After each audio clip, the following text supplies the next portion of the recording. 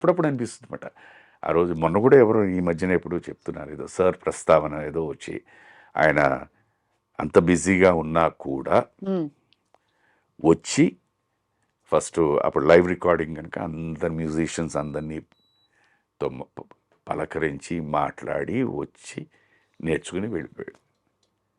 ఆయన కూడా అనేవారు, అది మిస్ అయిపోతున్నానండి, ఏదో వెళ్తున్నాను, ఏదో రూమ్లోకి వెళ్తున్నా పాడుతున్నా వెళ్ళిపోతాను, ఎవరు కనిపించట్లేదు, వి మిస్ దట్ అండి అని.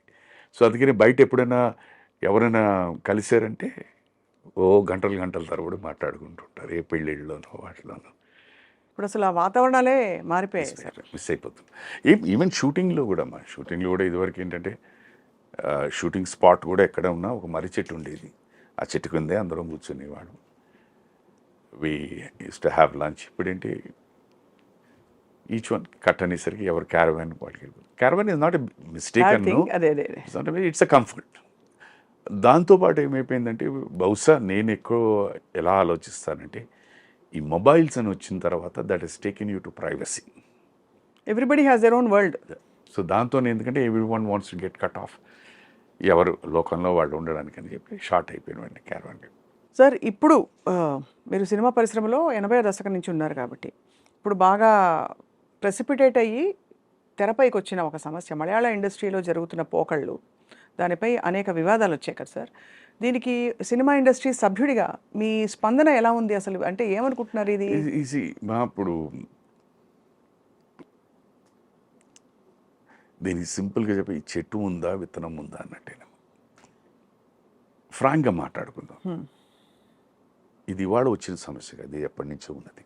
బట్ ఇదివరకు క్లుప్తంగా ఉండేది, ఇప్పుడు బయటపడిపోతుంది. అవును, ఏదైనా ఉంది సమస్య అనేది ఇప్పుడు ప్రాబ్లం ఉంది అంటే అది ముందే when you face it on day one it self better you expose it. అంటే ఇండివిజువల్ లెవెల్లో అంటున్నారా? Anywhere.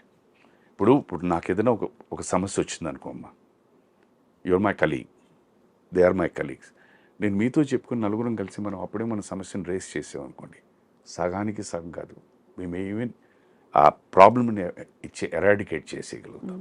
But once you submit for something and then you bend down for something and then later on bring it up, it doesn't work. దానివల్ల ఉపయోగం ఉండదు, గౌరవం కూడా ఉండదు. కానీ భయపడి చాలా పరిస్థితుల్లో చాలామంది మౌనంగా ఉంటున్నారు అనేది అది. ఇప్పుడు అందుకనేసి ఈ భయం అనేసరికి ఏమైపోతుంది, అక్కడే you have to take a stance. నేను should I bend down, should I not bend down. ఇప్పుడు మీరు ఇందాక నన్ను అడిగారు కదా, నేను ఎందుకు అడగట్లేదు అంటే వాళ్ళకి ఇబ్బంది అని చెప్పేసి నేను అడగట్లేదు. అవును, దిస్ ఇస్ మై సొల్యూషన్. నాకు అవకాశాలు రాలేదంటే నేను ఎవరిని అప్రోచ్ అవ్వట్లేదండి, అందుకే రావట్లేదు. క్లియర్. దీనికి వస్తే ఒక స్త్రీ విషయానికి వస్తే ఫర్ ఎగ్జాంపుల్ ఇది ఒక్కసారి ఇప్పుడు ఏమైపోతుందంటే అన్ఫార్చునేట్ అంటే మీరు అన్నట్టు once lady for some reason she bends down, it is exploited. Today it is A, tomorrow it's B, C, D, E, F. దీంట్లో ఎక్కడో ఒక రప్చర్ వస్తుంది ఎవరితోనో, దట్ ఫ్లేర్స్ అప్, అది ఇష్యూగా మారుతుంది. అప్పుడు ఏమవుతుంది, an A or a B or a D ఎవరైతే ఆ రోజు లేదా ఈ రోజు లేదా ఇప్పుడు ఎందుకు వచ్చిందని వస్తుంది అని మాట్లాడతారు. అవును. సో వాట్ ఏమైపోతుందంటే each one is trying to exploit or expose the other person. as a వ్యక్తిగా if I let me take Sudhakar as a male and so I'm trying to expose the minuses of that person. వారు నా minuses expose చేస్తున్నారు. నా దగ్గర ఇన్ని proofs ఉన్నాయని నేను చెప్తాను, ఆవిడ దగ్గర ఇన్ని ప్రూఫ్స్ ఉన్నాయని ఆవిడ చెప్తాను. తర్వాత ఇంకోటి ఏంటంటే అన్ఫార్చునేట్లీ ఏంటంటే ఇప్పుడు మీరు అడగచ్చు, ఇవి ఇక్కడ ఇండస్ట్రీలోనే కాదు ప్రతి చోట జరుగుతుంది. బట్ మనకున్న గ్లామర్, అందుకని సినిమా వాళ్ళు ఏంటి రోజు వాడు పొద్దునే బ్రషింగ్ కూడా డబ్బు కట్టతో చేసుకుంటారు, స్నానం డబ్బు కట్టతో చేసుకుంటారు, పడుకునే డబ్బు అనే ఫీలింగ్ ఆడియన్కి ఉంది.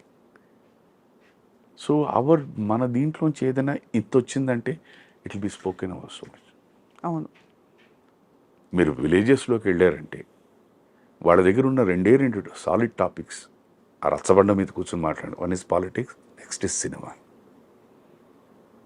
అంతే. మనం అంతటా మనం ఇలా ఎక్స్పోజ్ అయిపోయి ఆయన తప్పే, నేను కాదంటలేదు, చాలా తప్పు, నేను కాదనండి. అంటే ఎక్స్‌ప్లాయిటేషన్ ఉండడం తప్పే, ఉందన్న మాట వాస్తవం. కానీ అది ఆదిలోనే తుంచారంటారు. నేను ఇవాళ on camera I'm asking you show me one profession in this world where this no exploitation. అంటే to some extent I agree sir. కానీ ఈ డిగ్రీస్ ఆఫ్ ఎక్స్‌ప్లాయిటేషన్‌లో చూస్తే ఒక 100 మంది సాఫ్ట్‌వేర్ ఇంజినీర్లు ఉన్నారనుకోండి సార్. ఒక 100 మంది ప్రొఫెసర్స్ ఉన్నారు యూనివర్సిటీస్‌లో. ఒక 100 మంది ఇంకెవరో ఉన్నారు. ఆ ప్రొఫెషన్స్‌లో ఏమిటంటే గబుక్కుమని ఇటువంటి విషయాలు అంత తరచుగా జరగవు. అయితే సినిమా ఇండస్ట్రీలో ఉండే అన్‌రిటెన్ రూల్స్ ఏవైతే, ఎందుకంటే అది ఒక సంఘటితమైన ఒక ఆర్గనైజ్డ్ ఇది కాదు, సెక్టర్ కాదు. Things started evolving. దానికి ఒక పే స్కేలు, స్ట్రక్చర్లు ఇవేవీ లేవు. Everything is whimsical according to it's individual unit. కాబట్టి there are certain norms. ఇప్పుడు అది మీరు చెప్పిన ఈ సెక్టర్స్ అన్నలో అది ఒకటి జరిగినా, రెండు జరిగిన ఇన్సిడెంట్ జరిగినా ఐటీ సెక్టర్లో ఇలా జరుగుతుంది. జరుగుతుంది సార్, జరగదని కాదు. అది చెప్తాను, ఐటీ సెక్టర్లో జరుగుతుంది, లేకపోతే ఇంకో ఫీల్డ్లో జరుగుతుంది. అలాగే ఇండస్ట్రీలో కూడా. ఇక్కడ ఇంకొంచెం ఎక్కువ జరుగుతుందంటారా? ఇక్కడ అగైన్ అది చెప్తున్నాను, వాళ్ళ ఆలోచన విధానం బట్టి, వాళ్ళ కెరియర్స్ని ఎలా తీసుకెళ్దామని అనుకోవడం బట్టి ఉంటుంది. There are certain people who just bend down to at least make a living or carry in the industry. There are certain educated people who come down with a little bit of ethics which they don't like these things to happen. That is where the problem comes. దృష్టిలో ఏమైపోతుందని అందరూ ఒకటి, cinema వాళ్ళందరూ ఒకటేనండి అని అనేస్తారు. This is a common thing. Cinema వాళ్ళందరూ ఒకటేను, but cinema వాళ్ళందరూ ఒకలా కాదు. There are different people. మర్యాద ఇచ్చేవాళ్ళు ఉన్నారు, మర్యాద ఇవ్వని వాళ్ళు ఉన్నారు.